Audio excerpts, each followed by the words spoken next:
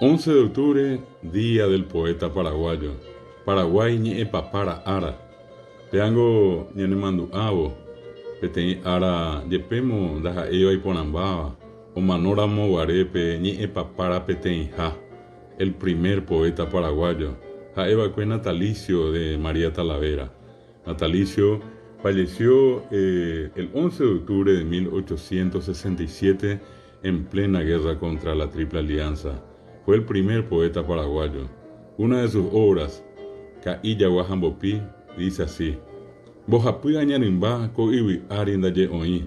Oyoguaja anga Cailla Guajambopi. Pedro II el Caí, Bartolomé el Yaguá, Venancio Flores en Bopí, la Triple Alianza Guá.